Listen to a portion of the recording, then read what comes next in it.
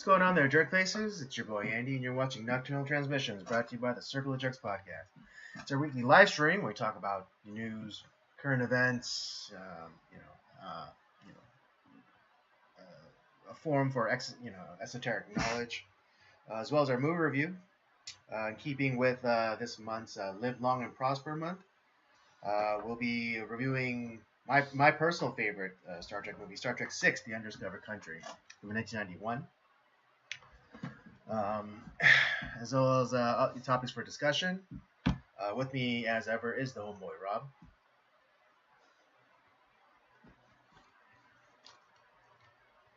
Yeah, good to see you out there. Indeed, good to see you too.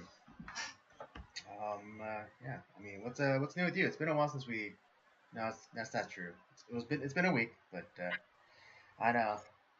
It has been. Yeah. I don't know why, but I'm definitely feeling like your absence a little bit more these days. We're definitely due for a hangout. It needs to happen.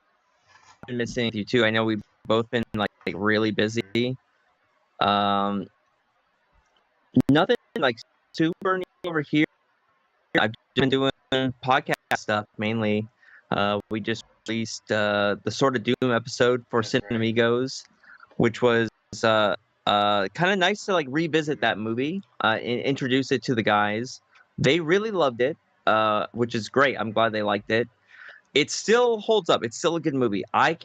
Now I understand like where I think I came a little bit more towards your level of like feeling towards the film. It's like, yeah, it's not complete, but now I understand why it's not complete. I did a little bit more research on the film, and it was fun to talk about, and the action scenes still hold up. That I'll give you. That reveal, like, concede.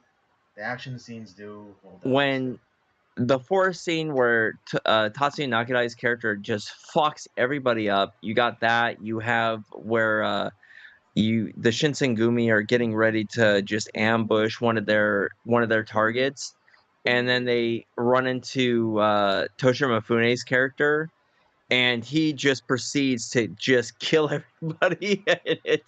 And that's where like the good guy fucks with the mind of the bad guy, which the bad guy being our main character of Tatsuya Nakadai or Ryunosuke.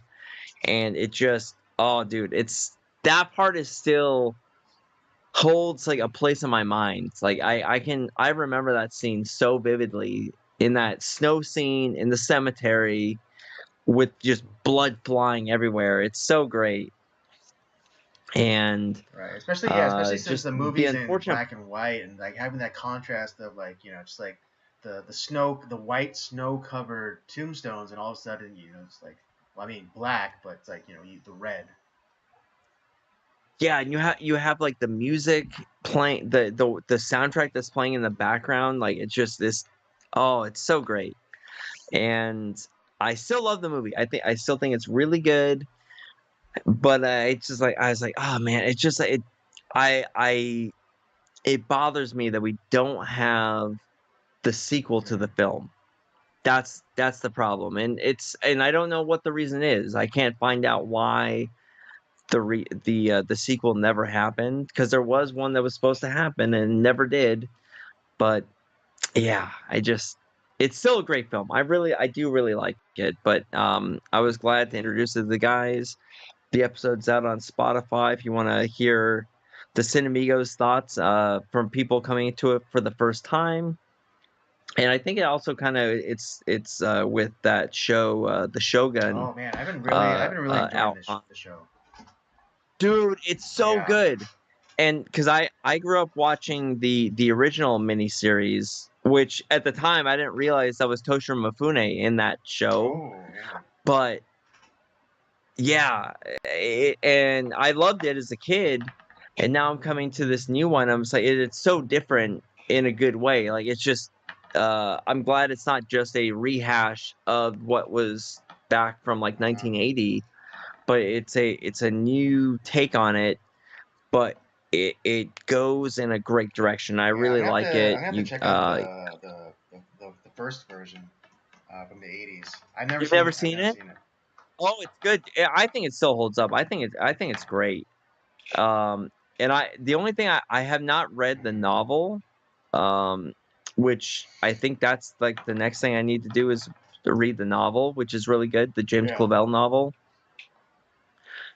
But yeah, I watched the original miniseries because like my mom was into that stuff back in the day.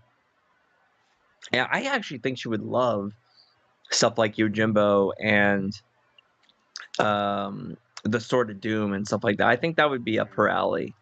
I think she would like that.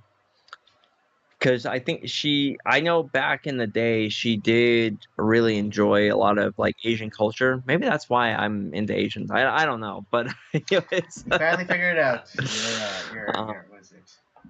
What should we call it? Your Orientophilia.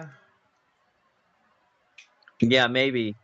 But what I think is cool is that with Shogun coming out and being so Mhm. popular, and I think people are clamoring for more like samurai dramas. So Well, it's kind of cool that our episode on the Sword of Doom has popped up that yeah, we this can kind happened of play around off of this that. time. It's funny. I think you know why people are enjoying it because there's an authenticity to it.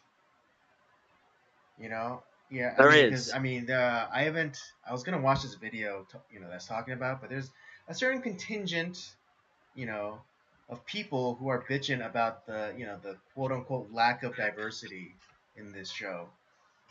Um, and to that I said, to that I say, dude, if all of a sudden, if you're in the feudal era of Japan, and then all of a sudden a black guy came out, like would that not like take you out of That never exact? happened. And would it not? But would that not take you out of like the immersive quality of that the show has created? This is a very specific era of Japan before the Edo Mm, period. There was no first of all, there Japan was a mostly yeah, closed I mean, country, yeah. and it wasn't What like it North did. Korea is described as a hermit country. Like that was Japan back then. It was completely Yeah, exactly, isolationist. and like they Didn't allow foreigners. I mean, it's only the Portuguese were allowed because what was it? I think there was also a thing where the Portuguese were like they were demanded to like act like buffoons when on the order of any like Japanese person. Like they yeah. were like they literally had to like jump around and act like monkeys for the amusement of the Japanese people.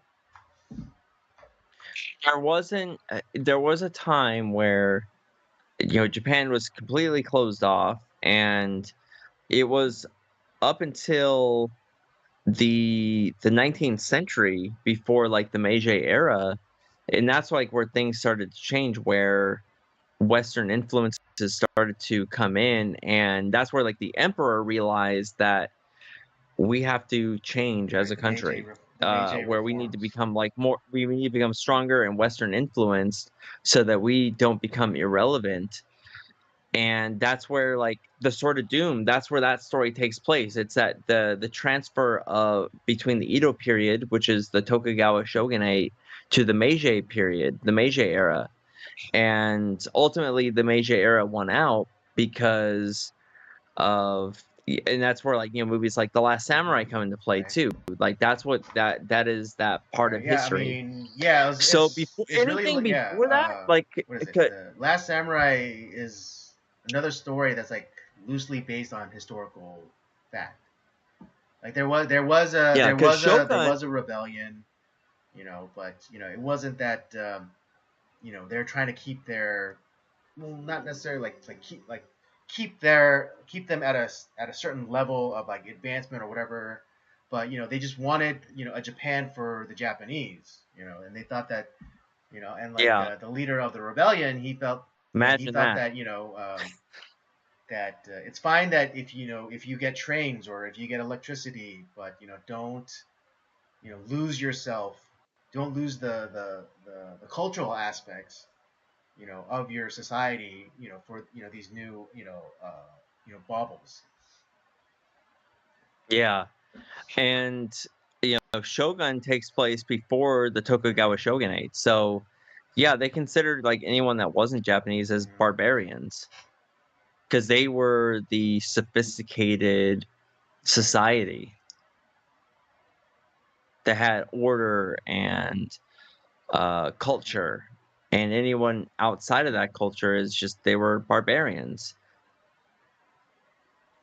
Indeed, yeah. Like this, yeah. So Shogun's yeah, been kind of. just a roller coaster. Every episode, I'm just like holy cow, this happened, and then like it just sets everything up for like the next episode. I'm just like, and I can't wait to see how it unfolds.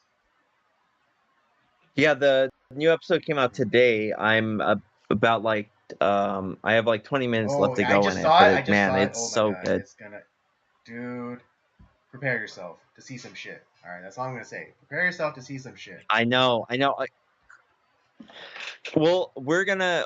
I think when the series ends, which is in a couple of weeks, we should talk about it because the it's that good. We should definitely need to talk about it. But I'll wait till the Hmm. series ends. Yeah, Um, but it's a bit man, of a bummer that it's. there's only gonna be one season. But I'm also kind of glad because that's how the 80s one was. It Right. was a mini series. It only lasts for like a little bit of time. And Right. I yes, could we stretch it out to like a little bit longer to flesh some things out? Sure. But I would hate to have something this good of a story just run itself into the Right. ground. Yeah. I mean, because that's. I mean, it's funny because like now, whenever there's like a story, there's like a historical fiction or like that deals with like heavy and like intrigue and politics. It's always referred to as Game of Thrones. Um, but this is kind of like yeah. I hate that because don't get me wrong, Game of Thrones is great There, and I love it. But the fact I think it cheapens it by just calling it, "Oh, it's yeah. Game I of mean, Thrones." kind of like It's not like that at all. after Die Hard, everything was like, oh, Die Hard on a boat, Die Hard on a plane, Die Hard on a train, Die Hard on Um, but yeah, I mean, Yeah. I guess the Diary on a comparisons bus. can't be avoided. So yeah, I mean, I like how this is like kind of that Game of Thrones feel, but like Japan, and I'm glad that because this is on more on like mainstream television, like they dial back the sex part, which I mean Yeah. it's fine, have sex in your show or whatever, but like I mean, I there's a little think bit of that that Game of in this, Thrones was but just a way to sneak in pornography into TV shows. well, HBO's been doing that for a long Yeah, I ass know, time, brother. but like not but what is it? But no show had such That's no what no but no show Cinemax. but like a mainstream kind of show, where it's like no other show had gained mainstream following and the numbers that Game of Thrones did. I guess you're right in that, I but know, to your like point. I get. Yeah, I know. it Like all was the not your Sopranos, your Oz's, so um, in The HBO. Wire, what Those have show you. Yeah, there's it all was. Yeah, sorts of sex. they all had sex in it. I understand. I get it. But in terms of like the cultural impact that Game of Thrones was able to make, To give it credit, that's why I think that Game of Thrones was more successful in that in that proliferation of pornography. as to someone who has read the books Hmm. before the show came out, though, it was in the books. Fair enough. Fair enough. But I mean, yeah, but like Yeah, it as was. good as Sopranos was, and there was like there's a bunch of nudity and sex in that, and as good, but it didn't like reach quite the cultural zenith that Game of Thrones did. That's true. I'll agree. But like I said, it was in the Game of Yeah, Thrones but and books, so again, yeah, to it's that not like they point, were I like I'll concede that point. That oh yeah, because it was in the books. Okay, fair point. But in terms of how popular Game of Thrones was in and of itself as a TV show that was consumed by majority people. I think it did the best job. It did the best The only job. other thing It got pornography as close to the mainstream as it possibly could. The only other thing that I'll add to that, not just because I'm not trying to like just be like, oh yeah, I'm pro like sex in like television and movies and stuff, but the one thing I will add to this where I don't necessarily have a huge problem with it is because it does play a part in the story. Like the sexual aspect that happens within Game of Thrones is actually a part of the story, and it does play a huge part in it.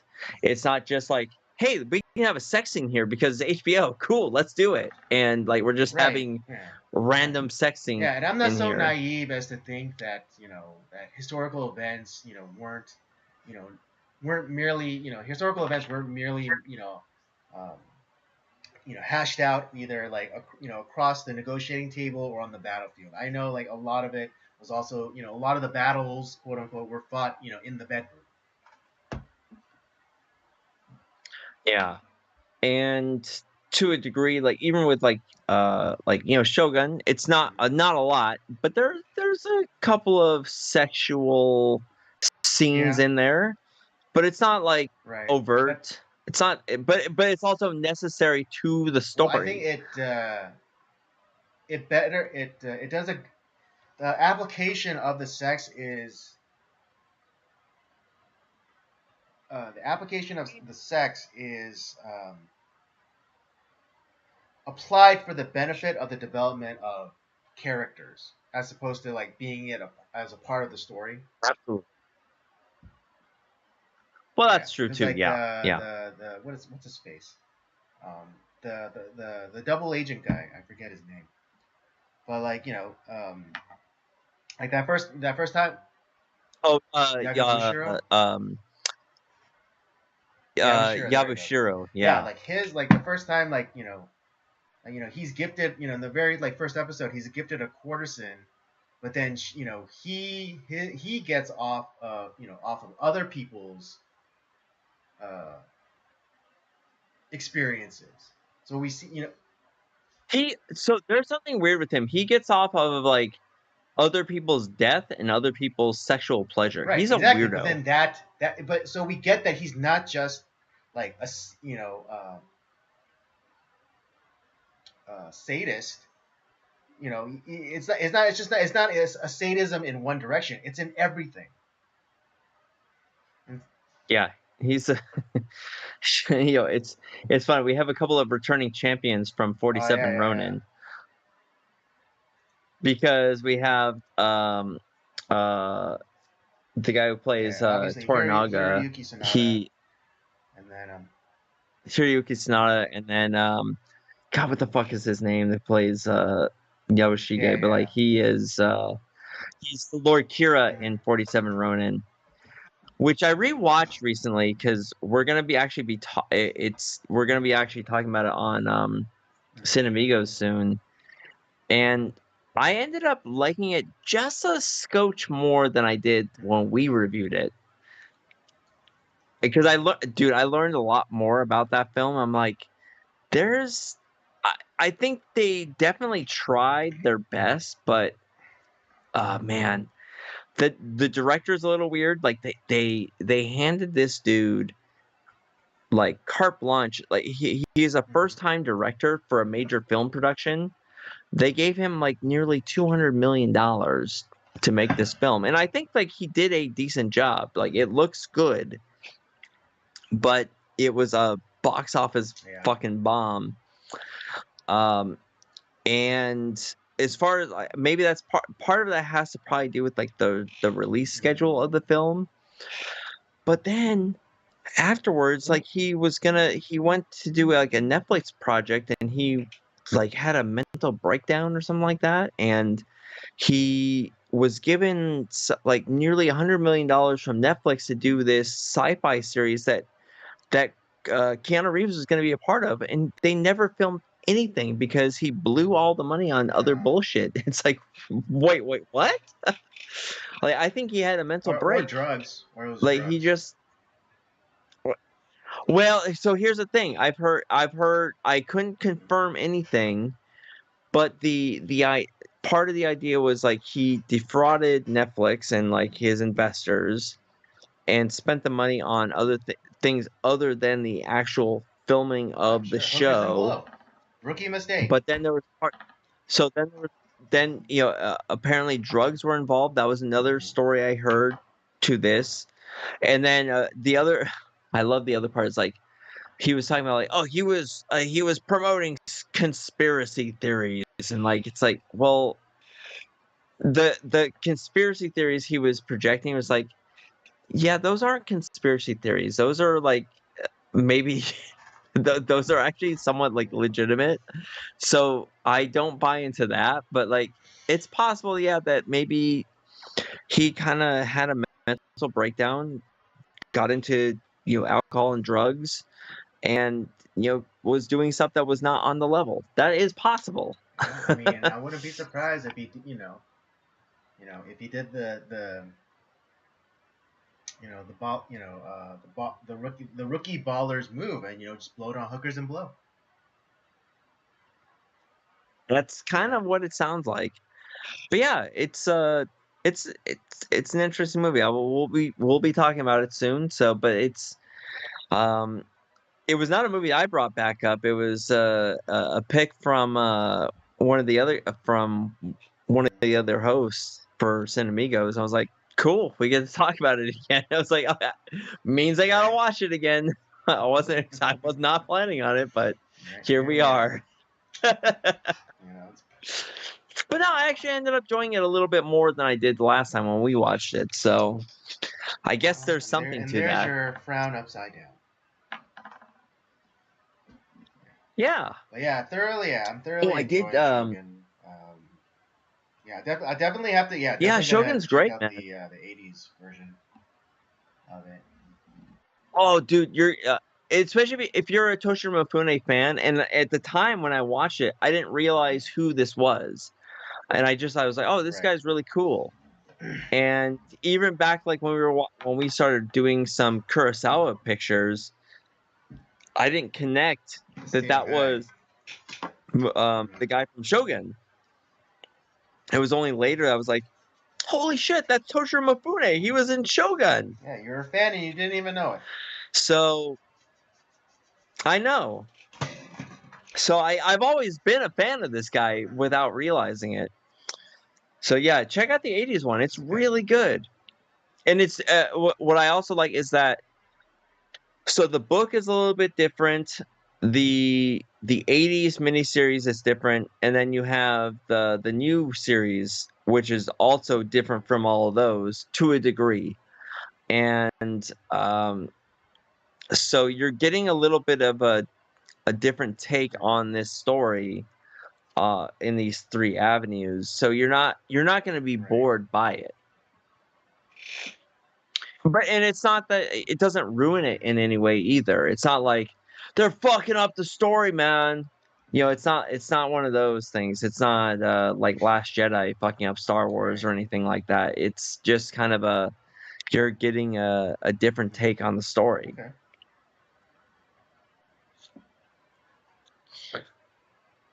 Oh, I also wanted to share with you and the audience too. Like I haven't picked up too much recently as far as physical media goes, but like I got some cool stuff that I picked up on sale. I didn't know if you know this, but like the finally we have True Lies in 4K now. Oh yeah. Yeah. So we're gonna be covering this on Cinemigos very soon. It's gonna be a episode coming up. But it's just so cool seeing a movie I loved growing up in like this nice restored version. Dude, next time we get together, we're gonna watch this because dude, it looks so good and this movie's so much fun. Okay. And then I got the original Django in a nice steel book Normally this would be $50. I got it for $10. And it's this like really nice restored version of Django, which if you've watched Django Unchained, this is the inspiration for that. Uh, and it's Sergio Corbucci's version of A Fistful of Dollars, essentially, which is also very different. It's not Yojimbo, it's not A Fistful of Dollars, but you definitely see the influence that it had from those films. Mm-hmm. But yeah, I ended up I ended up rewatching this again this past Sunday with Dan the Man and Santa Claus. So we had a good time rewatching that. They had never seen it before, so I was like, "Oh, fuck yeah, we're gonna."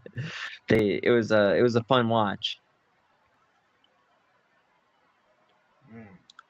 Cool. But yeah, that's pretty much it for me. I've just been doing podcast stuff, doing watching movies.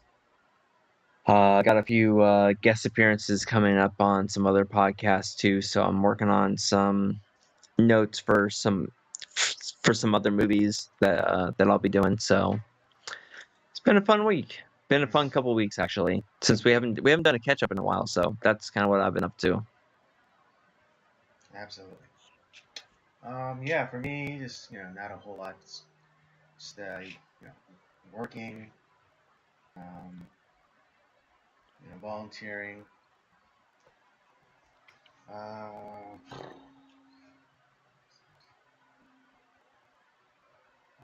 yeah, the shop still kind of in the slow period. It's a slow, yeah, it's a slow kind of thaw, as it were. It's a slow spring thaw. I mean, I recently made a sale on a very expensive bike, but yeah, around this, or at least what my friend tells me, around this time, we should be getting more people coming in to the shop. But we'll see. Don't worry, Um, Andy. You could sell ice to Eskimos. So You're too kind. I probably could, but no, I'm not. I'm not too worried. But yeah, I think we just need to do some more advertising because a lot of our business is still kind of on the service side, and that's like people whose bikes are damaged or in need of service, and they just do a quick Google search, and they find us. But yeah, if we need to be a little bit more proactive in the advertisement, of our inventory, so we can get more people to into the shop and whatnot. it's gonna happen, buddy. Yeah, I mean, It's warming up now. not yeah, it's warming up, and not to be overly optimistic, but I have a good feeling about this season, this year. So Yeah, yeah, we'll see what like I said, happens. you said you could sell ice to an Eskimo, man. You're gonna be fine. uh, I appreciate the vote of confidence. Or water to a drowning man. Whatever analogy Yeah. you want to use. Yeah, rubbers to a monk. You know. All right. Yeah, let's get into topics for discussion tonight. Where would you like to begin? Well, why don't we start with like a little shakedown in Taiwan? All right. Okay, we start there. Yeah, for those of you who don't know, the island nation of Taiwan was hit by I think at least a couple of high-powered earthquakes. 7.5 at the strongest, I believe. As well as several like smaller aftershocks. But I mean, luckily, because of their experience with seismic events, their building codes were their buildings were up to the standard necessary to withstand although there were some buildings that did collapse. Um, I think famously there's that picture of that one kind of tall, not necessarily a skyscraper, but a multi story building that kind of like fell on its side, um, or collapsed. I forget which. But yeah, there there's like people who who were trapped on mountains because they were like off Yeah. hiking, and then when the earthquake hit, um, some Americans were like out what is it, vacationing at the time. And I don't I haven't kept track of the death toll.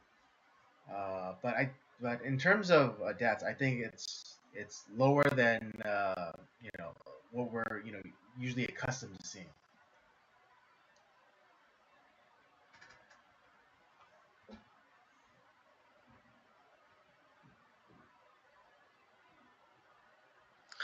Well, I mean, like I said, that's it's a tragic event. I'm glad that the damage was limited, that there wasn't like this giant death toll. But the problem lies with Taiwan having an event like this, and there's been a lot of turmoil surrounding Taiwan, is because they are the main Right. source of computer chips for not only the United States, but I think for the majority of the world. And that it should that's a problem.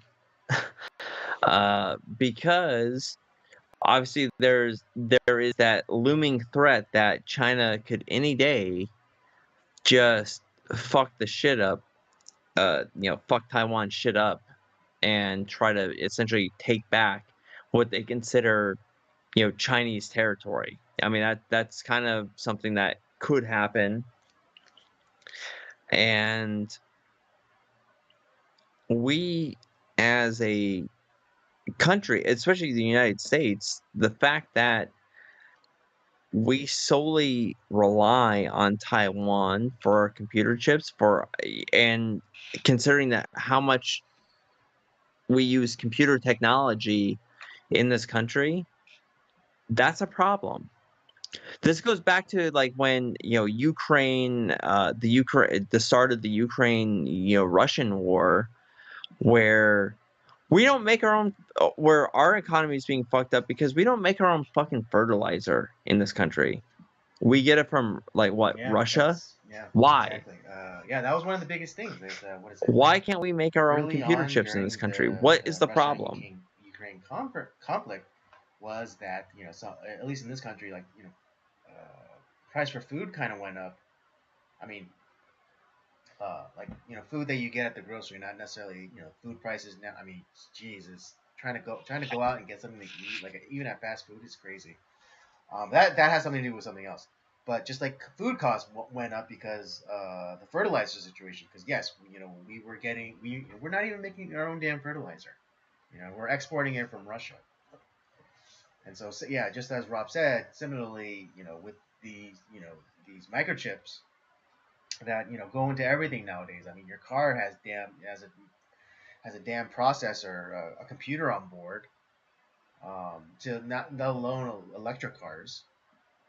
So yeah, this earthquake is gonna halt, you know, the production of microchips, which is gonna have an effect on this country and a Yeah, lot of different countries. And it's like this, yeah. I don't know, and yeah, it just points out to this, idiotic thing that we did. Like we literally put all our eggs into one basket. I and mean, yes, I'm sure there are other countries and other companies in other countries that make microchips, but a vast majority of the production does come out of Taiwan, and that's a problem.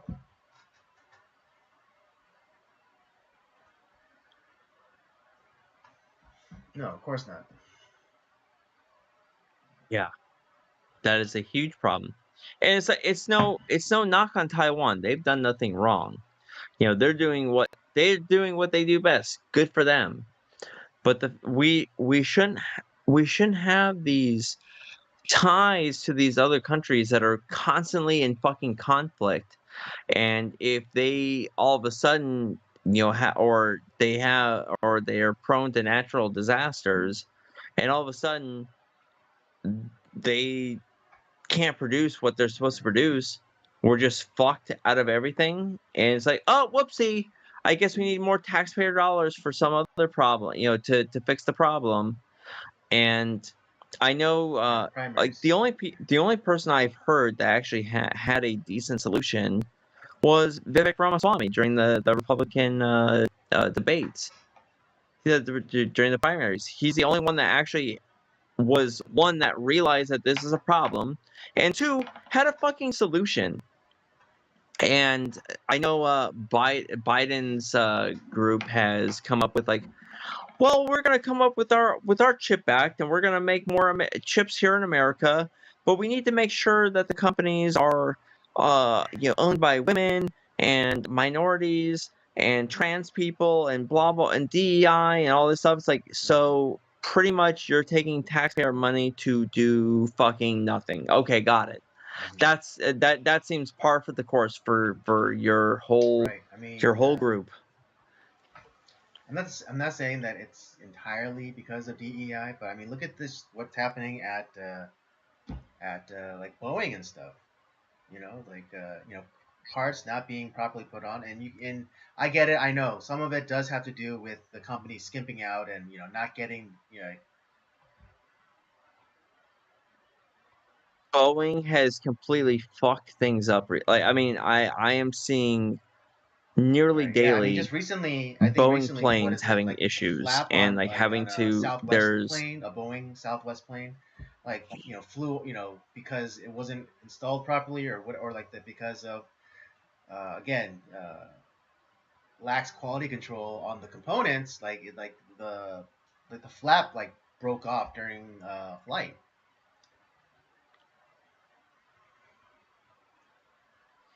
and that and I'm not blaming the like the regular workers at Boeing, because they've been like kind of there's been a lot of them anonymously speaking out about it. It's like, yeah, I wouldn't fucking fly these planes, because they're being forced Hmm. to overlook Right. safety protocols to build these planes. Hmm. That is a corporate Right. level problem, because they're trying to Right. maximize their It's profits. not the And floor worker at the plant making unilateral decision. Be like, you know what, fuck them, fuck them executives. I'm yeah. we don't need to put these like good rivets in. I'm gonna put these like Yeah, like yeah. Fuck them Taiwan executives Charlie and rivets their in. Fuck policies. them. I'm just gonna do whatever the fuck I want. No, that's not that's not what's happening. That is not what's happening at all. And Right. it's It's from just the like, it starts from the that's top. but no, it like Boeing is having like all of these companies are having these problems because you are allowing DI, which like, and when DEI is spoken about, it's, you have to think about, like, it's not even just that, it is the financial backing that is being, where DEI is being thrust on these companies, which is like, like BlackRock and like Vanguard and all these places. Because, well, okay, if you don't want to play ball with these companies that are financially backing, which also have the backing of our government, well, we'll ride your ass with the IRS. That's what's happening. And so when you make these policies where, like, okay, we're gonna create our own chips, but we're not gonna utilize the best companies. We're just gonna utilize this like extremely small margin of companies who are actually not very good at what they do, because they are owned by this very small minority of people who like fit our profit margins, that we are being backed by these financial corporations. Okay, got it. It's like, so you're doing nothing, and then you wonder why nothing's ever going to get done, or like why we're going to just be stuck with whatever the winds of fate that handle Taiwan or whatever other country are doing because we refuse to produce our own stuff. Yeah, I mean, it's a yeah, but Oil has gone up to it's like it went from like $30 a barrel to like $150 a barrel yeah. I mean, because yeah, of Biden he drained the policies. strategic We don't reserves produce and our own. to keep oil prices down as much as he could, but like now, like it's down to a level where it's like he it's like for him to replenish the stock, it would cost too much. So it's like, oh fuck it, whatever. And so now like there's only like 2 weeks left. Like I mean, last time I checked, there was only like 2 weeks left within the strategic oil reserves. And this could have been averted if he did had he not just you know with a flick of with a flick of the pen done away with the Keystone Pipeline. Yeah, because he's a fucking idiot. He's a Well, fucking idiot, but the people yes, who he's an controlling idiot, him but are it's fucking it. idiots. This is. But he's not in control because Right. he So yeah, doesn't know so what's he's an going idiot, on. and the It's the people people controlling that him are are fucking idiots. his team that's surrounding him that are who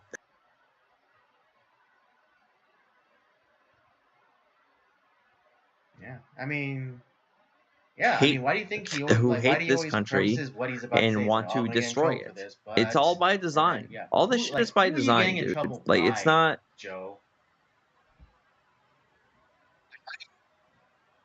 Yeah. So yeah, he says I'm the president of the United Oh, States. you're The not gonna president of like the it United if I States ask is you saying if I take I'm some gonna get in questions, but trouble. I'm gonna take some questions. Oh, what What do you ice cream? mean? You're the president of You the want to know from what ice who? cream I'm wearing? From who? Yeah.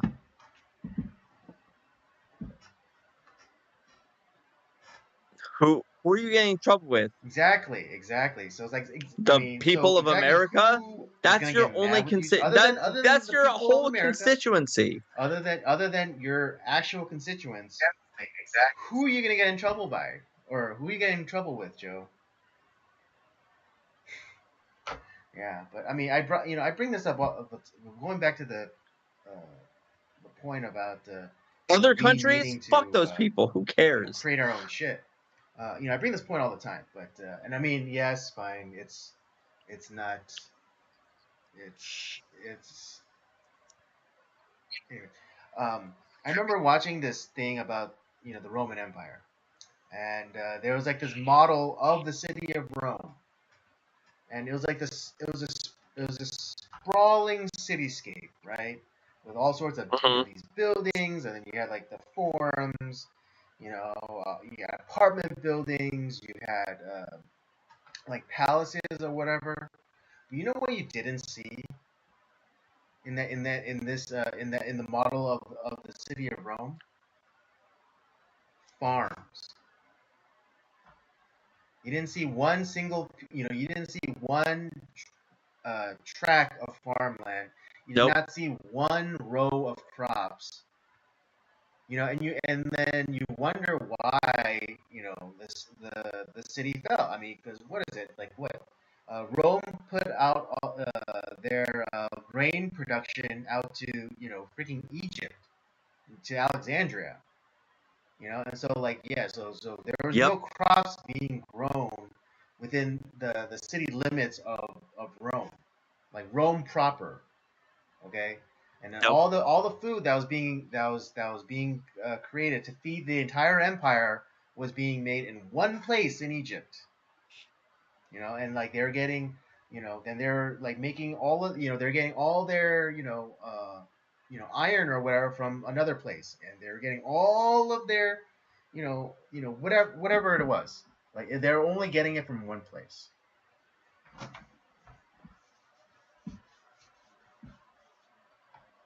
I mean, just looking Yep. now, like even modern cities. Look at New York. I mean, except for Central Park, like, is there any green on the island of Manhattan?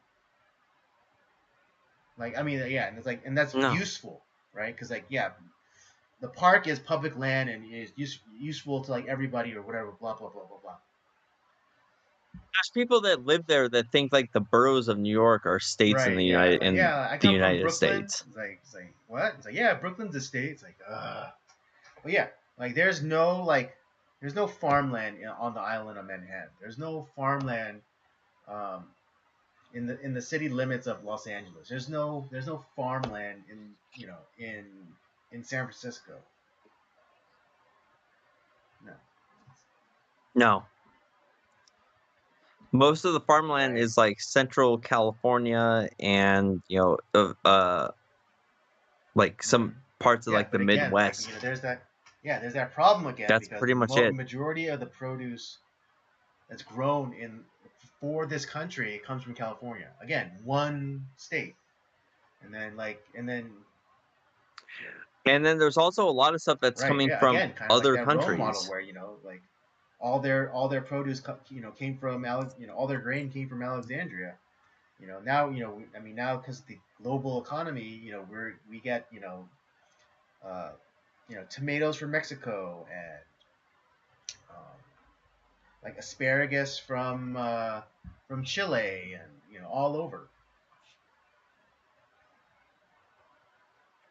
Yeah, And I understand like it's there's ridiculous. certain regional limitations. Like you can't really grow pineapples here in California. But although like it's I'm not saying that there should be like zero things coming from other countries because yeah, like I said, there's things yeah, that just but don't grow here, but we like them, and if we yeah, can get them from and other I places, mean just cool. like But and if we like, do you can, then fuck them. remember when peach season was a thing? But now like you can get Yeah, peaches like 365 days a year. Yeah. Yeah, watermelons watermelon too. season, strawberry season. There used to be a cycle to these things. But now it's just like it's on demand. You can have Yep. strawberries whenever you want. You can have them. You can have them. You can have strawberries for every single meal. Every single day of the year. Yeah. But yes, but I mean, yeah. So we have to start thinking more locally.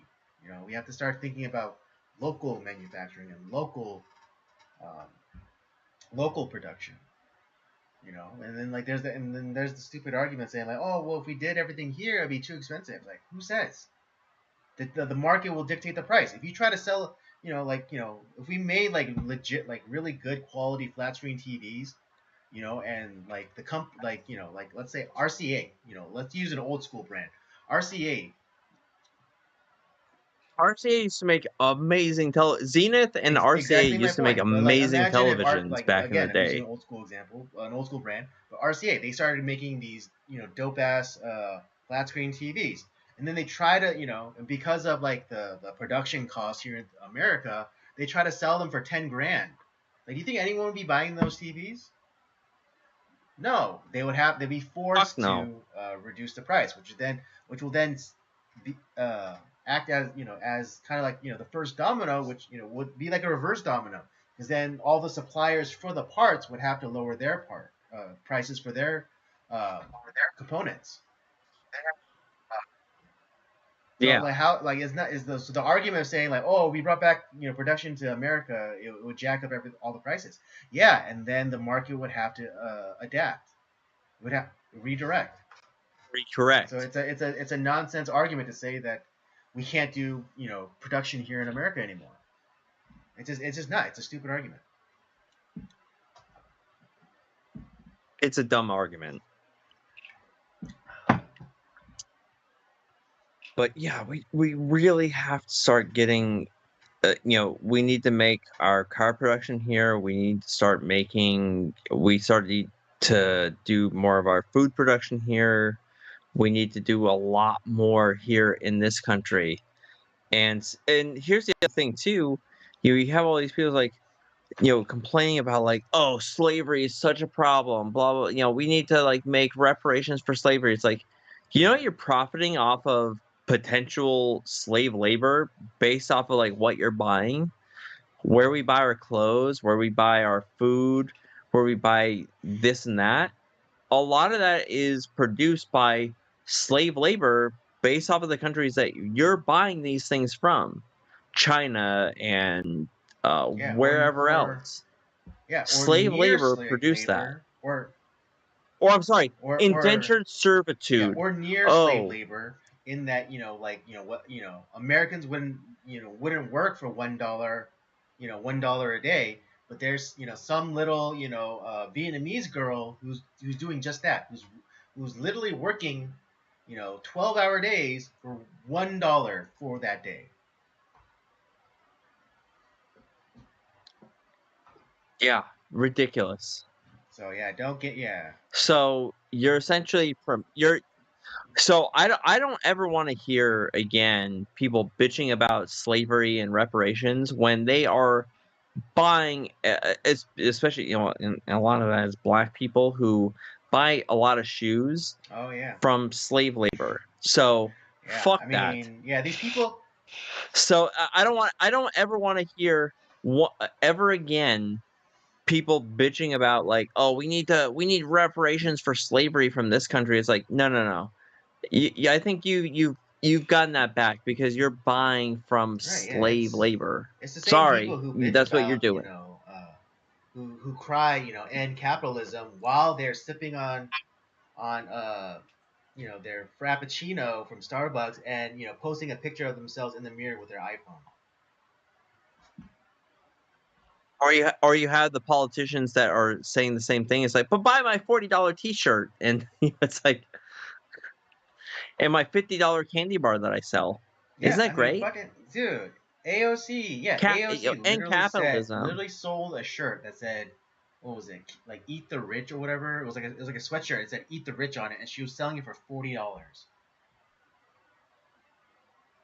Which was Exactly, probably produced by exactly. slave labor, by the way. Ironies abound, people. Ironies abound. That was probably made by Uyghur Muslims in China. I guarantee it. Easily, easily.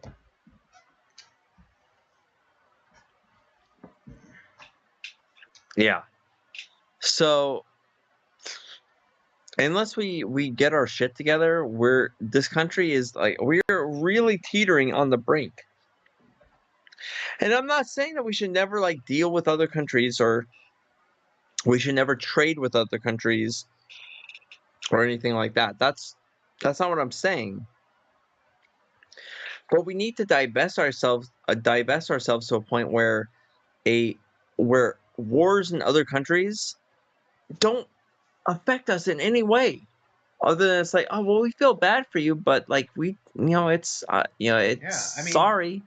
yeah, I mean, That's imagine, it. during the Civil War. Well, I mean, they did, but imagine, if other countries, started, taking sides. It's like, oh, you know what? We have to, get involved in the American Civil War. We have to help the poor Southerners, who are having their rights, trampled on by the federal government. Yeah, we need to stand with with the Confederacy.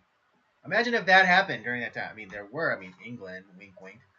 Um, but yeah, but imagine if, like, Yeah. other countries.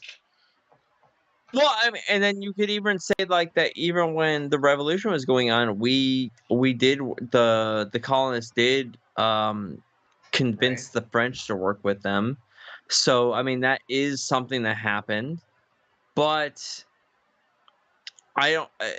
But then like literally right after we finished like siding with them, the French had their own revolution after that. So it's like Yeah, and it's guess not what? it was What they we had their own didn't do problems is we didn't afterwards. get up in their business about it,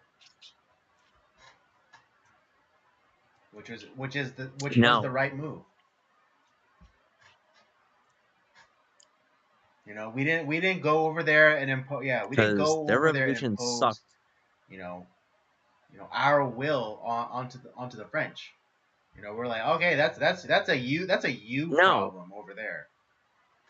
Yeah, we're it's like, gonna that's a we're gonna you let that play problem. All out. right, that's a you problem.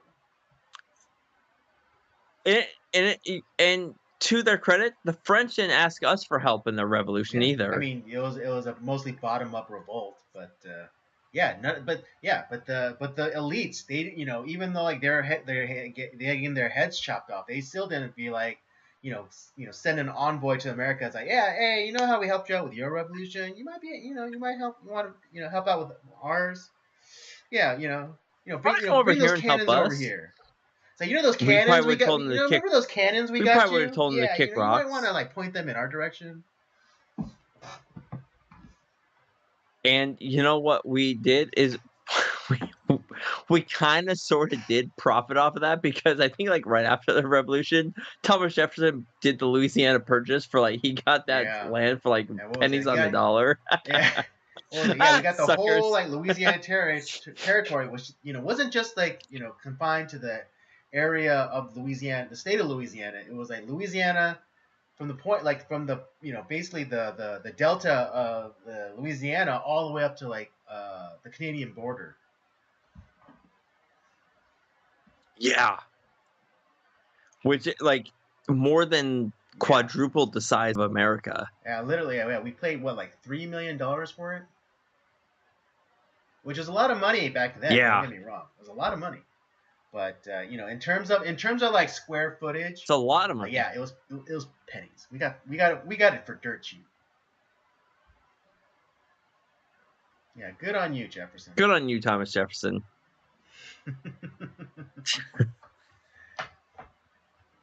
But yeah, I just I worry about this country because we don't fucking produce anything anymore, man. Well, I like it's mean, just we produce like social media influencers well, and this might be a bullshit. perfect That's what we segue. produce. Yeah, we don't even produce our own, elected leaders.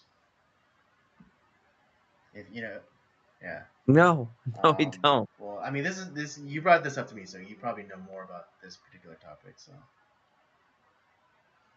yeah. So let's introduce the next topic. Well, Why don't you start us off, Andy? Well, recently there was this I forget, like a special election or something. I don't know if it was for a federal position or if it was like more like a state or local municipality.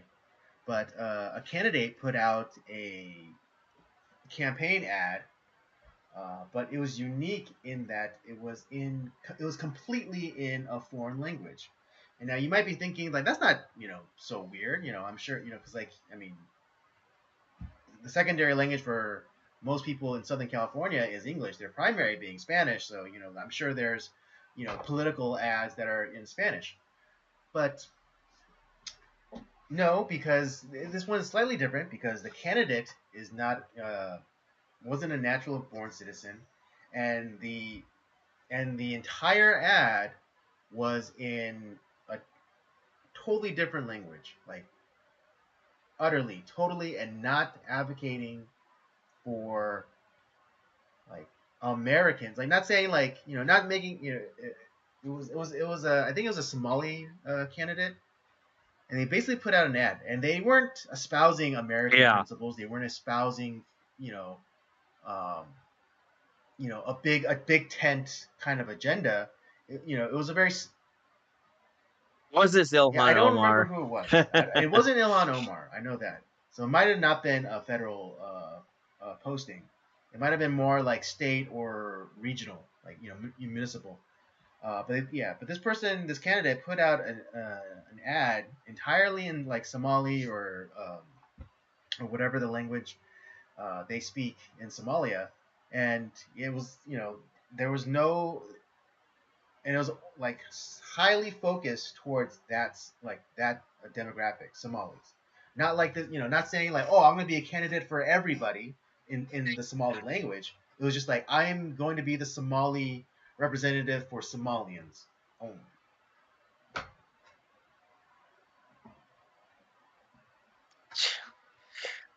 Yeah.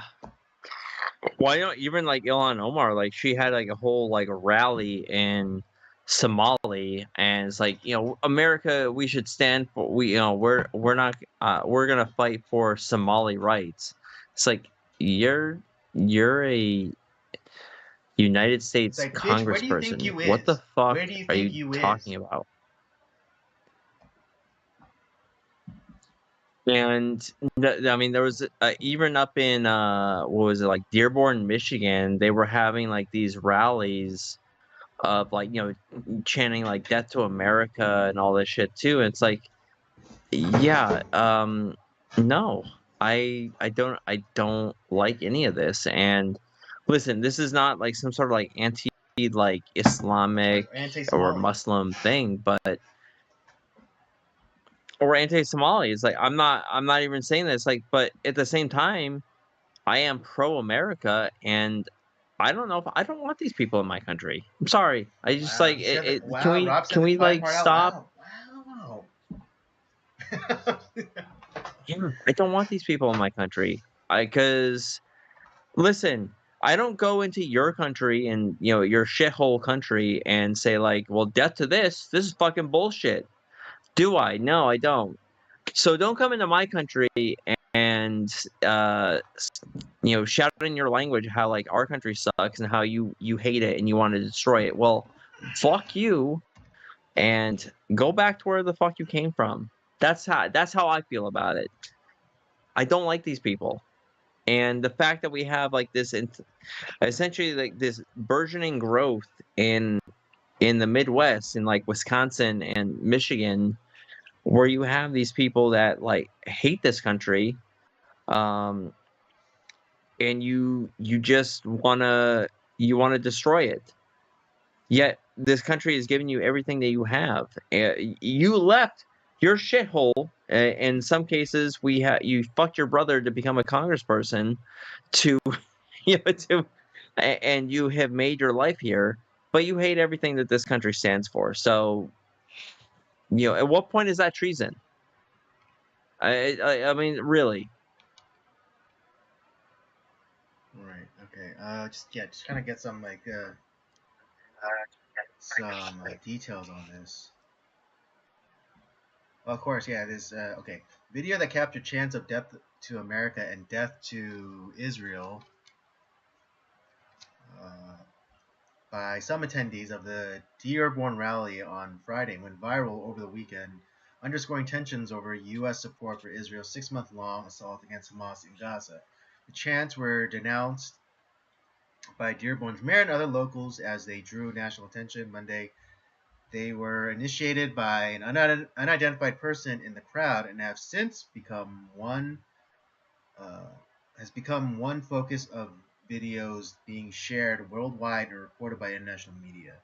The rally was held on the International Day of Al-Quds, an annual pro-Palestine event held on the last Friday of the Islamic holy month of Ramadan to express support for Palestinians in their decades-long land dispute over the creation of a Jewish state. People gathered in front of the Henry Ford Centennial Library on Michigan Avenue in Dearborn, holding Palestinian flags and yellow signs that read "Money for jobs and education, not for Israel's occupation."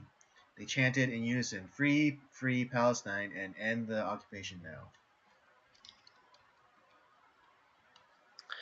Yeah. And to make another, kind of idea about this, once again, this is like another Yeah. conflict that we don't need to be involved in.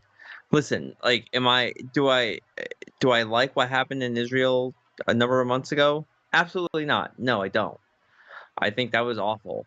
But at the same time, I don't think that our country should be investing millions of dollars over in that conflict that is just like that has been burgeoning for, that has been a battle that has been happening for thousands of years. We're not going to fix it. And same thing with like the Ukraine Russia battle. That's another conflict that's been happening for a whole bunch of decades, and it's gonna fire up and it's gonna go down. And you know what we need to do is like stop relying on these people. Like I'm sorry that that's happening to you. Mm-hmm. That is not our problem anymore. We're going to get out of that. We're just gonna stop you. If you need to defend yourself, go for it. Fine. Do what you need to do. You handle it. We don't give these people money.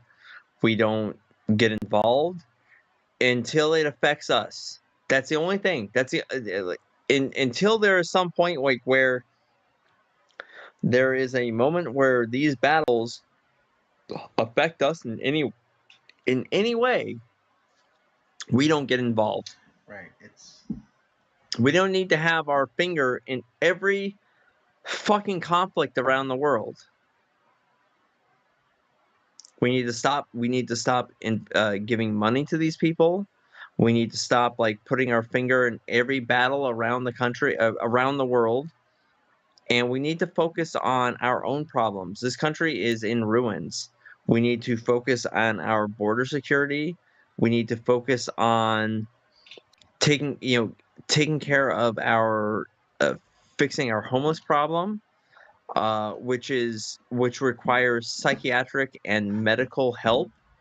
We need to put those people in treatment centers. Uh, we need to fix our roads. We need to fix our actual. We talk about the quote unquote infrastructure bill, which is essentially just let's give Ukraine more money. That's what With fuck all that. No, we need to actually fix our infrastructure and make this country a good country again. We need to do stuff like that. Uh, we need to stop just giving money away that we don't have because we are trillions of dollars in debt. We are broke. Sorry, other country that is requesting our help. Sorry, Zelensky. Sorry, Netanyahu or whoever the fuck else is asking for no more money. cocaine parties You're on on your us. own. We're gonna focus on we're gonna cut our costs, and we're going to fix our problems first. And when we get to a point like where we are in the green, then we'll talk maybe about helping you again. Indeed. And honestly, like we need to cut the we need to cut the salary of our senators and representatives and potentially the president too. And we need to stop paying them as much as we're paying them. Right. We need Yeah. to What is it? find a way to Congressional or cut senatorial taxes. salary should be based off the GDP of that state. Yeah, Clear and simple. exactly. Like, why does the federal government need to, basically pay people from other states? You should, the state should, yeah, The state should handle the salary of their representatives, both yeah. And in the if you Senate want to get and like in even more, if you want to get the even House of more specific, Representatives. yeah, the state, like for senators, since like well, at least they're supposed to be representative of the state. Their salaries are based on the state's GDP, and the Congress people's salary should be based on the gross. What was it? Based off the gross, or no, the average household income of the constituents that they're supposed to represent. Yeah. Simple. See, simple solutions. That's not. We're not asking for the moon here. We're just asking for simple solutions, right? And we're also It asking there there's for America to be a there are place.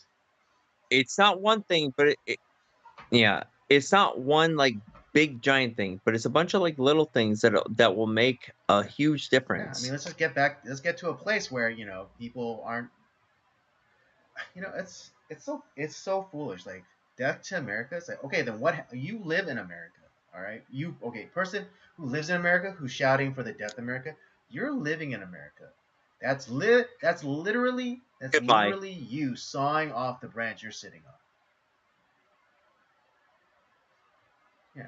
No, but I like don't go just to like your yeah, shithole but let's country and say say like they're death the to this one place. they're the ones that migrated legally and blah blah and put thousands of dollars or whatever, and like for whatever reason they decided, you know what, this place sucks, death to America. You literally live here. Let's say you have kids here. There's people that are born here that No, no, say I'm death to I'm saying, but America too. I'm giving So like the best case scenario for these people. Okay, I'm giving it the best case scenario. These people that came legally and everything, and then for some reason they got in their stupid heads that America has to die. All right, you live in America, asshole. You're literally asking for the suicide of your own country. You're literally asking for the suicide of your family. Square that circle for me. Square that circle. Here's the thing. They want the comfort that America provides. That because if they said that in their own shitty ass country, they'd be dead. So they want the comfort that our country provides, but they want to continue to say like They're the literally asking bullshit us that they like, want to say. don't be America, but be America. How does one do that?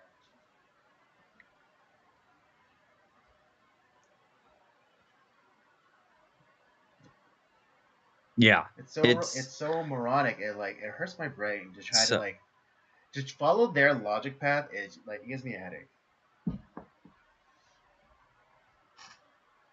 Yeah. So honestly, like the majority of Islamists that live in our country and communists, like, get the fuck out then. Move create your own like weird country that you wanna, Yeah, or please just make like your own leave country. without making.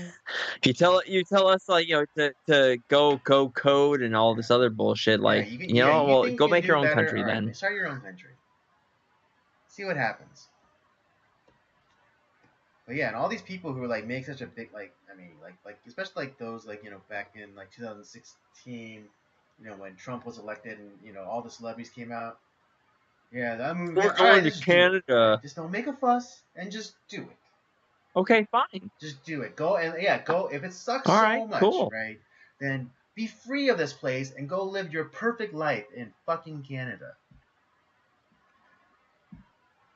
With Right? Prime Minister Blackface, Yeah, Trudeau. exactly. Yeah, you think it's you really think that it sucks? Just go. All right, just leave quietly. Don't make a fuss. Let us live in our supposed misery and go live your best life in Canada. You know what? Like You know none what of them. didn't Yeah, none of happen? them left. Those Not guys a going to single one. Canada. None of them did. Not even Nobody like the did. ones that are like kind of they're marginally better than Canada. Like some people like I forget who it was, but they said that they're going to move to Spain. So okay, fine, go move to Spain. Guess what? They never did it. Okay, great. I'm glad. Yeah, Like, go live hopefully your you have a good perfect life life. over in Yeah, go live your Spain. perfect life in Never Spain. Go happened. live your perfect life in a more majority white country than the United States. Okay.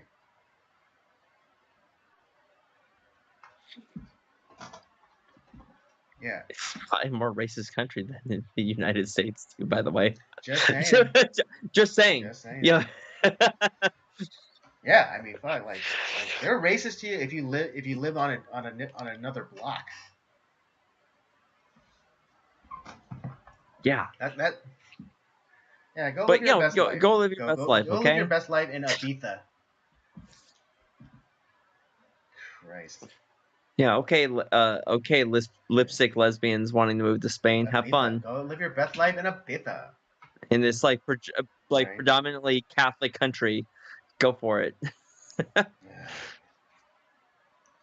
Unbelievable. But yeah. It's just it's gotten to the point where it's like I just want these people to go away. It's I don't like these people. I don't want these people in my Right? country. Yeah.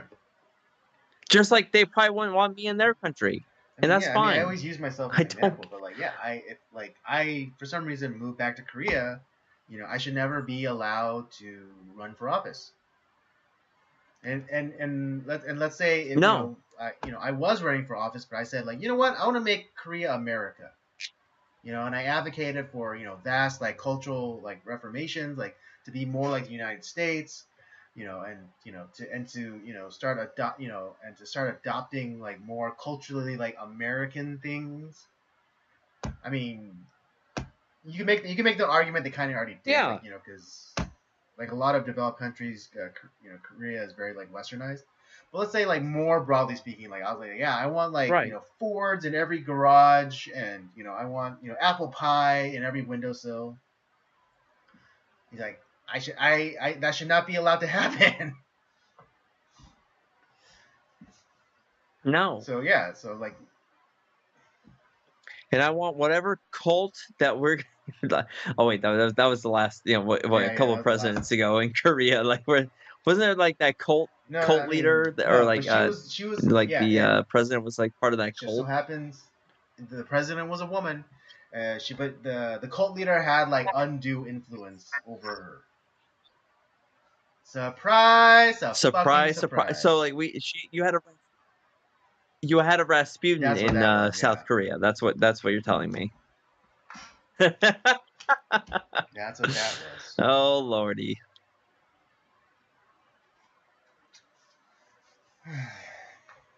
Oh. Yeah, everyone's stupid except for us. That is true. Yes. No, it's the No. children who are Am I wrong, out of? Am I out and of? the Am I rest of out the of world snaps? is children. No, no, no. It's the truth.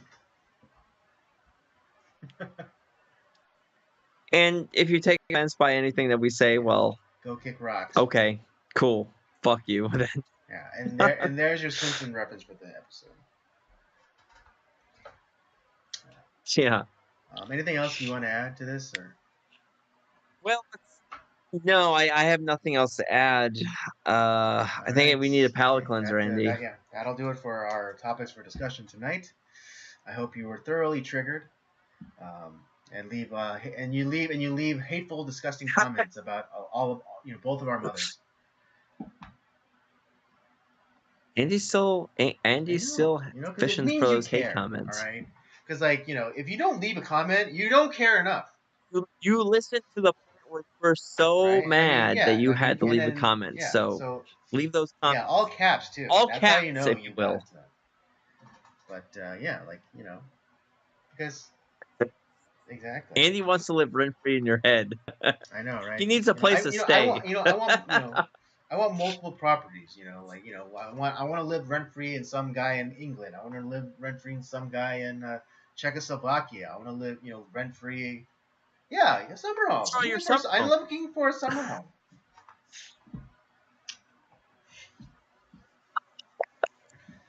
I don't think it's too much to ask. Oh I god. work hard, damn it. It's funny. Like, speaking of, like, what we're talking about, though, like, for like a long time, my dad has always been like, you need to buy American, otherwise, like, this is what Otherwise, the Japs happens. win. Damn it. And to a degree, like, yeah, well, and I didn't quite understand that until I got to the point, like, where I started voting and I started, like, kind of seeing how the world works. And then I'm like, oh, I totally get it. Like, when you constantly buy, I'm not saying that, like, you shouldn't buy any foreign things. But the fact when you only buy foreign things, which is kind of really your only option at this point, to a certain degree, you are Yeah, it creates a huge problem. And this is where we're at now. it sure is.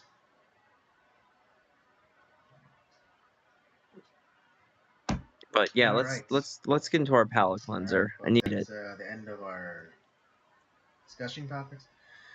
We'll now go into our movie review, and just to remind you, for this month, the theme is live long and prosper.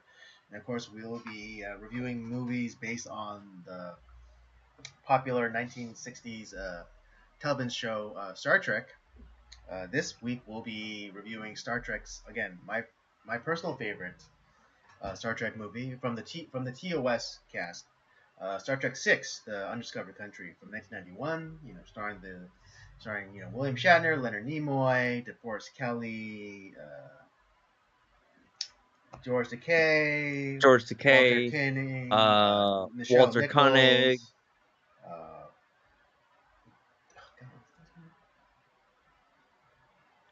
who's Chekhov? Walter Koenig. Chekhov But who's is Scotty played again? by What's his first name? Yeah, there you go. yeah, James Doohan. With Yeah. with special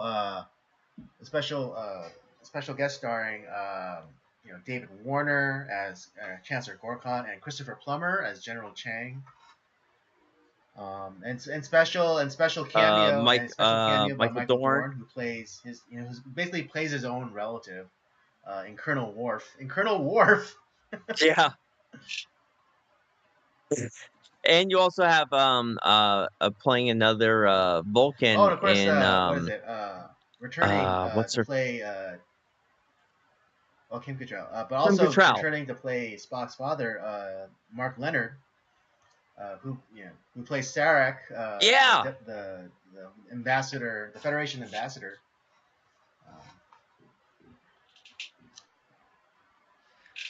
Dude, this is a full-on star-studded cast. I mean, like this is a great send-off for the entirety of the original Yeah, series absolutely. cast. It's so amazing. Yeah, let me So hit good. everyone with the synopsis and we'll get going.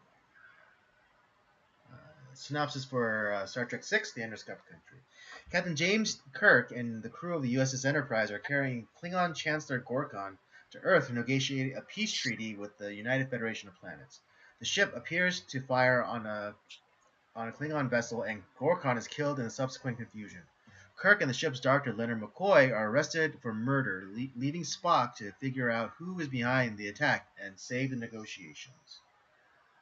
Again, um, released in 1991. Director Nicholas Meyer,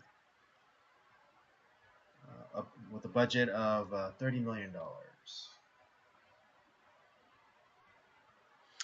Yeah, Andy, how did you first come to Undiscovered Country? How was this something that you Yes. Well, watched on I didn't TV? watch it Was in it how did you come theaters. to this? I think I was like 5 or 6 at the time when this movie came out. But yeah, I watched it in subsequent Yeah. broadcasts on TV. Um, and yeah, I really enjoyed it. Um,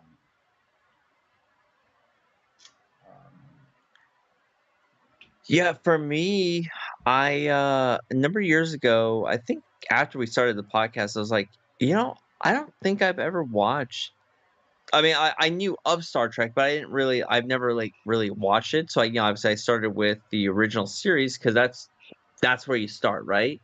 And I was like, oh man, this show is actually really good. I really liked the original series, and then I found out after the series ended, then there was these Star Trek movies. I was like, what? There's more to the story.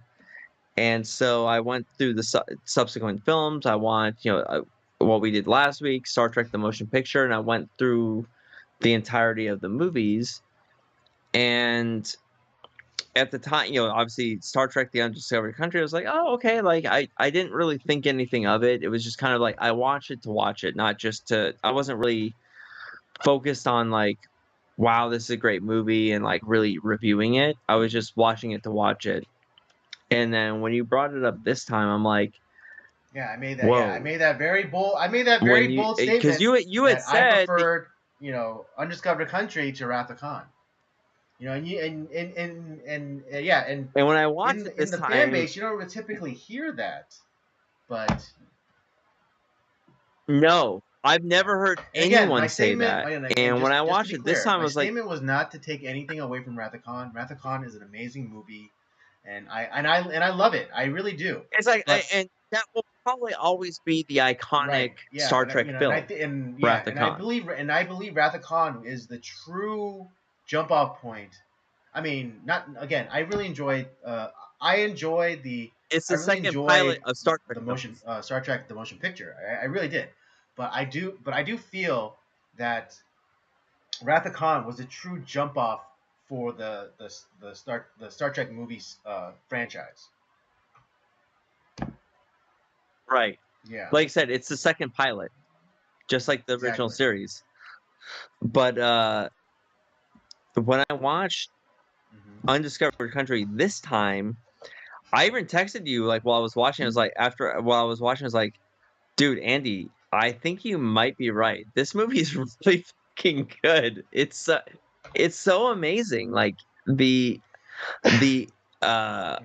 the investigation that they do, the trouble that the cast is going through. You have one of the great adversaries of the original series with the Klingons, and they're having their problems, and that's kind of like they're trying to resolve their issues, and it's similar to like what's happening at that time. The Berlin Wall was falling. The Soviet and the Klingons and the Starfleet were always a symbol of they're Soviet and both U.S. yeah, they're relations. That was analogs for each always other. the case. The Federation and the Klingon Empire. Yeah, They're it's analogs for the United States and broadly the West and the Soviet Union. and so there was always tension between those two sides, and as the Klingons were starting to fall, and they're trying to like, well, let's see if we can make peace with with these people. Yet obviously, like, these former adversaries are at odds with one another, and what we come to find out in this movie is that no, peace is not what they're wanting to have happen. They are wanting to you have a conspiracy, if you will, Yeah, between like elements. one of the head members of Starfleet, one of the head members of the Klingon Right. and of the Romulans. Like, no, they are kind of like our own government right now, who are essentially profiting off of war, and these guys don't want the war to end. Because maybe there is something to be gained by there being warfare and having these assassinations happen Right. and this Because yeah, continued battle. We don't know what that is exactly, but there's definitely something to be that these people are doing, that they are wanting to gain from the continued battle between right. I mean, Starfleet and the Klingons. what is it? The J.J. Abrams movie kind of borrowed this, but in the second one, you have Admiral Marcus, who's trying to militarize Starfleet and become more of a military organization. But and that's kind of what you see happen in the subsequent Star Trek movies after motion picture. Wrath of Khan, um, Final Frontier, Journey Home. Oh no, Journey Home, Search for Spock, Journey Home, Final Frontier, and then Undiscovered Country. Is you see this uh, ramp up to militarism, even down to the uniforms that Starfleet wears. They become more militaristic, and so they left they've largely left their original purpose of exploration and became more of a military slash peacekeeping force. And then so here and then Yeah. you get to Undiscovered Country, and then you have the almost like what is it what's the word I'm looking a standing down of hostilities, or a secession of hostilities, to then which would then take away. I mean, I don't know, because it's said that there's no money in the Federation. Like, everyone just kind of like works to better themselves or whatever. So I don't know like the economics of the Federation is, but like someone was going to either just like they didn't want the war to end between the Federation and Klingons, or that Well, like we find that, like, was it Admiral Cartwright, yeah, the played by the he great was the Brock member of the Peters, Federation who that then wanted. also goes. Yeah, that's right. It's Brock Peters. I Yeah, totally, yeah. and I Brock knew. I was Peter like, also I then know this goes guy. on to play the father of my favorite Star Trek captain, Benjamin Sisko. No, oh wow, Yeah. yes. Yes. Oh man. So her having get to. I mean, he's not a huge part of DS9, but yeah, Brock Peters. After playing Admiral Cartwright, he does go on to play the father of my favorite Star Trek captain in Benjamin Sisko. I think he was also. I think he was also in one of the films that I covered with our friend from Making Tarantino as well. The let me see. I think he was in. I want to say he was in Drained, which was a great movie. Hold on one second. Let me just double check that real quick. Yeah, but Oh, well, I keep thinking yeah, he died in 2005. I was like, oh yeah, that was it's a long not like time that long ago. ago. It's like, oh yeah, that is a long time Yeah, ago. Actually, but now that I yeah, think about it. someone yes, So but for yeah, 20 years ago, someone on the Federation Jesus. side was worried that was worried that this war was going to end, that it was going to affect them somehow, whether like they were going to lose. Like let's say it was Admiral Cartwright, and he was one of the people that was pushing for more militarism within Starfleet. Then he would lose, basically lose his purpose.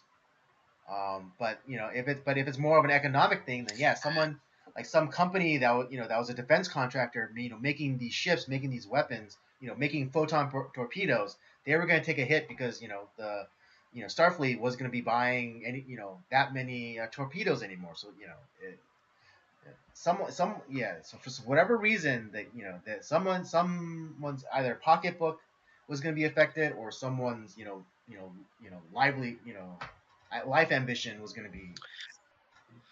Maybe there was something away where maybe it's a power thing too, because if Starfleet really money is not an issue anymore, they're beyond money, and maybe that's Mhm. more of like a next generation deal, but like where if that's really not the case, then maybe it's more about like keeping the his position as fleet admiral, Right. because he was the fleet admiral of Starfleet. So Or yeah, just yeah, or he also alternatively, he, because the Romulans are also implicated. Maybe the Romulans benefited, of a warring, Federation and Klingon Empire, so that they could like do all their dirty dealing in the background and unnoticed. it's very possible. Yeah, Brock Peters, he's also in a movie that I think we did we cover To Kill I we think we did did, yeah. To Kill a Mockingbird, If right? I'm remembering. Yeah, he Yeah, plays he's the Tom. he is the Yeah. guy who's up for trial that Gregor Peck is trying to get off from Hmm. in the trial. Yeah, great actor. Oh, great. Yeah. He was also in Star Trek Oh yeah, 4, basically The playing the same Voyage character. Home, Yeah. playing the same character. Yeah, Tom Robinson. That's his character's name. Tom Robinson. Thank you. Right. I couldn't think of his last name. But yeah. Anyways, this was a great movie. This was. I think this might be the most Star Trek type of film too, because there's high stakes. You're not. It's you have great investigation. You have to kind of there's a little bit of kind of some action that's going on, and you have everyone in the in the group has something to do. Spock, Uhura, Scotty, uh, Yeah, Kirk, the Doctor. Yeah. Bones. They all Yeah, the have other. something Yeah, to do. even Sulu. Like he plays great backup, and Sulu has a huge part in this too, and I know that George Takei and William Shatner fucking hate each other, but at the same time, like you don't. I they've had their own personal problems, but like in this film, maybe they're not in the same room together. But damn, if you don't feel like the the warm feelings that those two characters have for one another, because in the right. show they do care for one another, and it's a big deal. They have like they have a lot of love for one another, and that does come about, like because Sulu Right. Well, puts yeah, his ass because on in the this line movie, to help Kirk. he gets his own ship, the Excelsior, which he was supposed to get the Excelsior in what was it? Yeah, Final Frontier. What, 5? But yeah, like and that was yeah, and like for some reason, like this other captain got it in lieu of Sulu. But yeah, he finally gets his own command, and he does his part. And his ship was the first one to encounter or observe the explosion of Praxis, the moon of Praxis, which is the impetus for Yeah. The Klingon Empire to put out peace feelers, because the moon of Praxis is, what was it? It was the moon where, yeah, one of their main, One of their main what was it? The like mining dilithium facilities. crystal mining operations. It provided most of the energy, Yeah. for the Klingon Empire, and then it exploded, suspected of over mining, and which then brings them to the negotiating table for peace. And so yeah, so Sulu is the first one to observe it, and then like when Starfleet is trying to get a hold of Kirk, he basically says like, yeah, tell them we don't know where they are, even though like they know where they are, but it's like, he Sulu shows loyalty By to the way, Kirk, how uh, you know right. By the way, how many years apart is the original series from, let's say, Next Generation? Was it like 100 years? Is it more in than 100 universe. years? Like in universe, like how many years apart are those two series? If not 100, then at the very least 80 years. Because Okay. I think we'll definitely talk about that next week when we well, talk because about yeah, next generations. But in the very first episode of the Next Generation, you kind of have like a handoff from one of the original series cast members in DeForest Kelly, who's a, yeah, oh, he's that's an right. Yeah, yeah. admiral. Yeah, Bones. he's an Yeah, he's admiral, like and super old at that point. it's like it's the handoff to the Next Generation. So he's still Right. alive Okay. then, and Next Generation happens in the 24th century. Um, So it's got to be at least like somewhere yeah, and between like then 80 and Next 100 Generation years at happens least. in between like 2360 to 2375. Yeah, and I think the Okay. events of yeah, and I think the events of Undiscovered Country, they are within 2285 to 2295. Okay. But yeah, I absolutely love this movie. I like the idea of with they're trying to make peace, and obviously it's very like initially it's very tense, and Kirk doesn't want to do this mission, but because that's the mission he's given, it's like, okay, that's what we'll do. I don't like it, and he's very open about him not liking it, and they have like the meeting on the Enterprise with the Klingons, kind of Yeah, doing the whole diplomat doing thing. that. Yeah, which I fucking hate that shit. Like it sucks. Mm-hmm. Like everything, it's all a fucking show, and you can't really be who you are, and no one likes each other, and it's all like, and Mm-hmm. obviously the Klingons aren't happy. Kirk and his crew are not happy, but they just do their duty. But in that time, they notice that something's going wrong, and then the Klingons are attacked, making it look as though the Enterprise attacked them, which they know they didn't.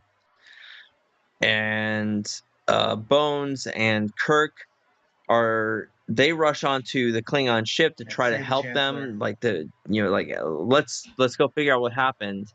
And because they did that, they are arrested, and they are convicted of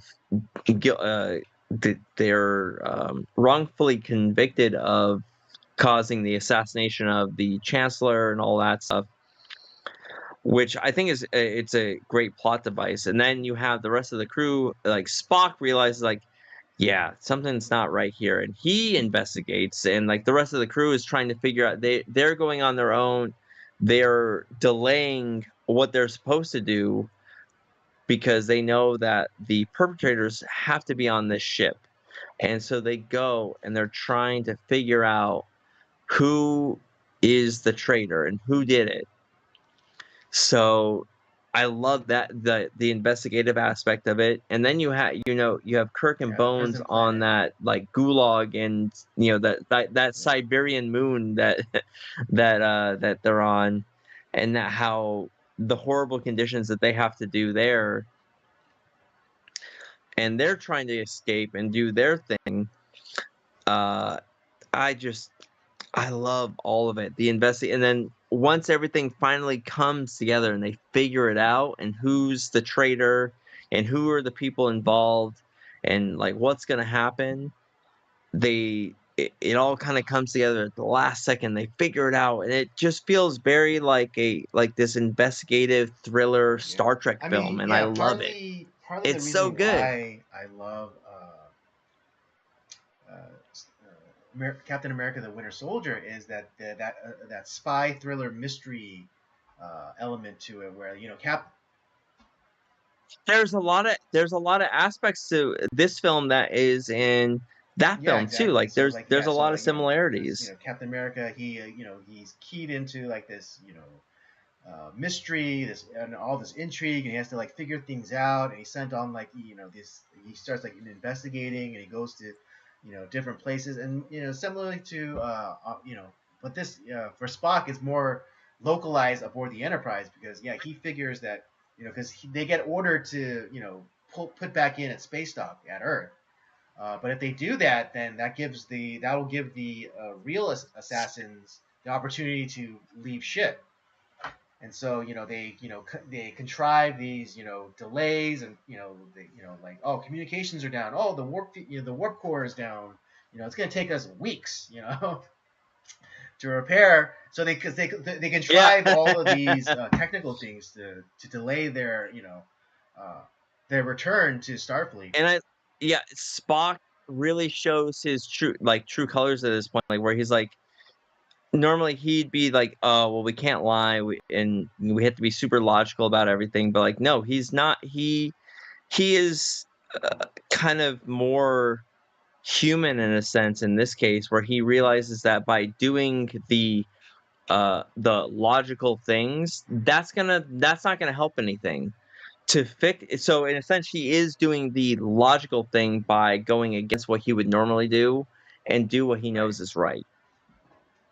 But yeah, but And I love the Star Trek episodes where everyone's kind of involved and stuff, and that's like with like the J.J. Abrams Star Trek universe. Why I love the third one so much is because that feels the most Star Trek film of that trilogy to me, because everyone's kind of involved in everything. They're the ones that are doing. Everyone's involved in their own way to solve the problem, and that's what happens in this one. Everyone's yeah, involved. I mean, yeah, because you have like Spock leading the investigation, and then like you have Uhura and Chekhov. When they're crossing into Klingon territory, they're the ones who have to like go and like look through translations because like if they use the universal translator, it won't sound authentic for whatever reason. And so they're combing through like Right. books, trying to translate Klingon to English and English to Klingon. There's like that tense moment where like, yeah, I love that part of yeah, it. That's they're so like, cool. they're they're they have to like they have to trick the outpost, the Klingon outpost, to thinking that they were Klingons, and they scrape by just like by the skin of their teeth, The skin of their teeth. you know. But yeah, but again, yeah, the reason why I love, why I prefer Undiscovered Country to even Wrath of Khan is because I love the story is so like the stakes are so much greater in Undiscovered Country than they are in Wrath of Khan, and I enjoy the thriller mystery part of it as well. Like even when Kirk and McCoy are rescued off the Gulag planet, Kirk, he has an intuition about like what who the real perpetrator is. Yeah, and he talks. He can Perpetrators are. he confabs with Spock, and it's like oh well this might work, and then they put their plan into action, and then which then reveals the culprit, which is Valera, the Spock's successor in essence. Yeah, and that when Spock realizes that, like he's like, "Man, I was completely blind," and I think he feels guilty for that too. There's definitely he feels some sort of um frustration by that because he was so excited that another Vulcan he had promoted this helped to promote this Vulcan to her position, and essentially it was like Yeah, it was his. that It's like it that was was his his protege. Like he protege. backed her. Like he sponsored her application to Starfleet Academy. He watched. He kept a close eye on her career, and like and he even said like, oh, you exceeded my expectations. And he was like, he was ready to Yeah, pass the baton, as it were, uh, as science officer for basically take his position in the field, on the frontier, in Starfleet, which we see in Next Generation where he becomes an ambassador. Um, but yeah, he was ready to hang up the ears, as it were, um, and move on with his career. but yeah, I like everything about this film. This Mm-hmm. was watching this a second time. I totally see why you hold this in even higher regard than Wrath the Khan, which is a film I do love, and I loved last week's with Mm-hmm. the motion picture. I like that a lot more than I realized too. Like watching it for I think like the second or third time I've seen that one. I was like, the more I watch that one, I like it, and I think the more I watch this one, I'm gonna like it even more. But it's so good. This is one I will definitely come back to Yeah. several times over. And I mean, given the time, this is an allegory for what was happening in real life with the fall of the Soviet Union, the destruction. Yeah, Yeah, and all the great Star Treks, all the great Star Trek episodes and stuff are based off yeah. I of mean, yeah, the real destruction of the situations, practice room and is obviously reference to Chernobyl. Um, and yeah, and I mean, yeah, the Klingon Empire has always been an allegory or an analogy for the Soviet Union. So and this, and it's just yeah, it's just yeah, so perfect. This is such a great, it's just such a good absolutely, story. Like so well told. All the elements work. They work. absolutely. But yeah, man, I love this film. I'm glad you chose this. This is actually pretty much I think most of the films you chose this month. So I'm really excited to dive into those. And man, I can't see it getting much better than Undiscovered Country because this might be the pinnacle. I don't know. I Yeah. actually haven't seen the other ones, so I'm that we're Well, I gonna be mean, talking not to about. put them So I'm on excited. par, but I think in terms of the next generation movies, I definitely think uh, First Contact is the at the top is the top one, is the best one. Yeah. Is the top Of one the okay? next Of generation the movies. now is that over Of this the next one generation. Yeah. of the next generation movies? Okay, but yeah, I really like this film a lot. This is great. Kind of reacclimating myself to Undiscovered Country, and I think it's gonna be in the rotation. I Yeah, really like especially this yeah, film a watching it lot. again and it's like knowing paying attention more now, like all the little nods, particularly with Valera. Um, like the now like the coded language that you now understand. Like, after the Klingon party, disembarks, they get beamed back to their ship, or and Valer, they what is it? Those two crewmen, are making snide remarks. It's like, oh, just you notice the smell? It's like, how could I not? And then Valera like appears out of nowhere and she says, like, don't you two have work to do? Obviously meaning like they're the assassins. Yeah, yeah, yeah. Like when I first watched that, like Mm-hmm. that completely passed me by. But then now watching it this time, I'm like, oh shit, because you remember it's like, oh yeah, that's right. She's the one that's like kind of behind all this, and then it's like, yeah, and then she ends up killing them to help kind of cover her tracks.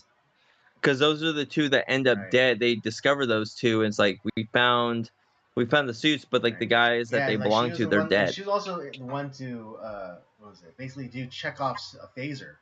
Because because she was the one that pointed out, like, oh, Yeah, like the reason why the assassin didn't use kill, because like all the sensors would have gone on. Yeah. the So alarms yeah, it's go like, off. yeah. So she just she did check. Yeah. But if Yeah. you put it At close stun right range, to their yeah, forehead, maximum. it Yeah, kills them maximum stun anyways, at but it yeah at doesn't set close off the range alarm. would have done would be enough to kill. And yeah, she did. It's so funny. She did Chekhov's phaser. Yeah. uh, yeah. So freaking good, man. It's Hmm. great fucking movie. Andy, this is your pick. Yeah. Why don't you rate it first? I'm giving this a 5. Yeah, I think I had to agree with you. This is a 5-star. So is this your favorite Star Trek film of all time? Like out of all the films that you've seen, would you rate this the highest? Like out of all of them? I think I would, but I know for sure out of the out of TOS, the original TOS, I series would, but movies, like you would, but like Wrath of Khan would still like kind of be up there. Um, yeah, but in terms of the TOS, like, yeah, this again, this is Undiscovered Country is my preferred Star Trek movie. Preferred. Not saying okay, it's all right, better than cool, Wrath of Khan. It's just my preferred one. Yeah. all right. Yeah, I'm also at a 5-star on this one. Um, Definitely my favorite TOS movie. I haven't seen the uh the next gen movies, so I don't know how I would rate those.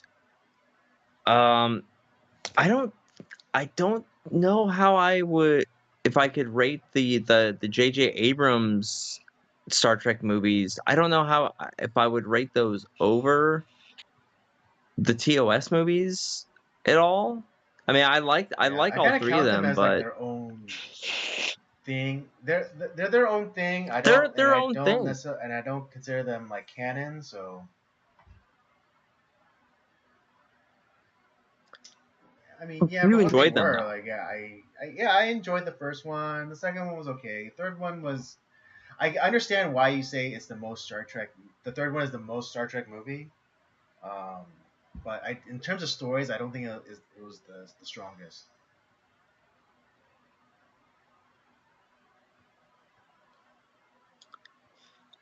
I would say I think of the J.J. Abrams ones, I would say the first Mhm. one is maybe my favorite. Then it's the third, then the second. For me, yeah, be the first one, and then like, But I watched all three and I watched all three in theaters, and yeah, I liked as all of did them. I. So But I think, yeah, I think the first it'd be for me the first one, and then pretty much tied for second and third.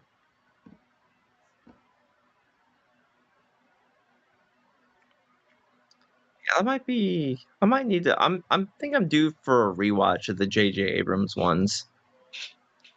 It's been a while. Maybe, perhaps. Yeah. But I might just put like a hair. I might put the second one just a hair above the third one. But just a hair. Not like I'm not Okay. saying All that. right. Cool. It'd be more of a preference thing. The second one is more preferable to me than the third one. But like in terms of like Yeah. yeah, It just just in blows your terms of skirt up quality, just like a they'd little bit still be more. within like tie for second. But yeah. All right, folks. There you have it. That's our review for Star Trek Six: The Undiscovered Country. Both Robert and I give this a perfect 5.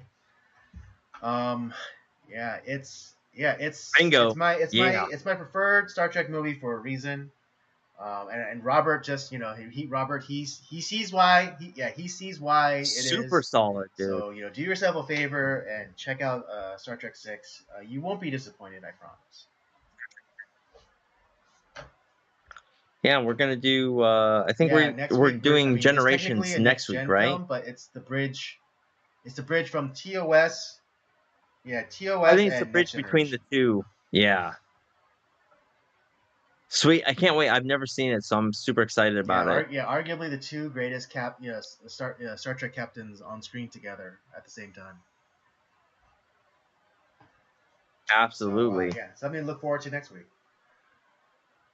All right, folks, that'll do it for us tonight. Hope you had a good time. I had a good time. I know Rob always has a good time,